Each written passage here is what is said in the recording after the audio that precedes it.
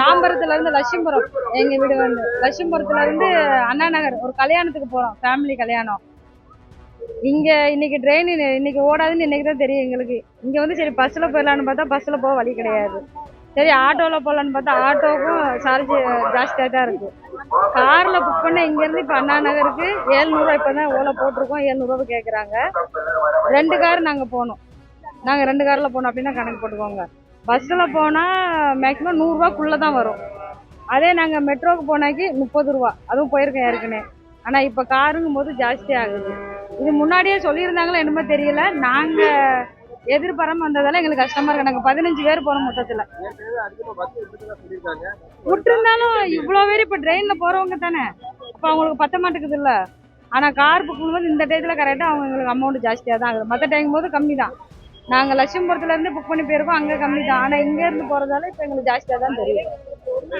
என் பேரு ஜோதிலட்சுமி. மதுராந்தகத்துல இருந்து வரோம்.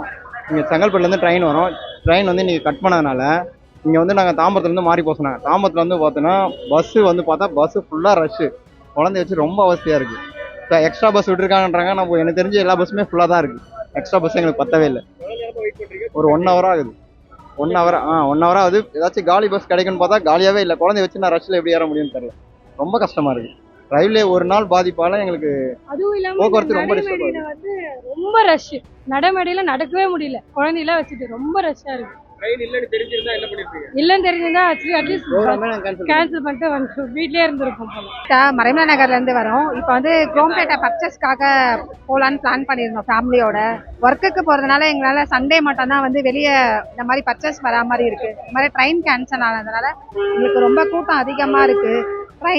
ட்ரெயினை விட்டு பஸ்ல வரலான்னு பார்த்தா பஸ்ல வழக்கத்துக்கு மாறா ரொம்ப கூட்டம் அதிகமா இருக்கிறதுனால ரொம்ப அன்கன்வீனியன்டா இருக்கு. இல்ல லாஸ்ட் வீக் எங்களுக்கு தெரியாது. ஆக்சுவலா நாங்க இந்த வீக் தான் பிளான் பண்ணிருந்தோம். எங்களுக்கு ஸ்டேஷன் வந்ததுக்கு அப்புறம் தான் தெரியுது இவ்வளவு மாதிரி கேன்சல் ஆயிருக்கு. 40 minutes வெயிட் பண்ணிட்டு இருந்தோம்.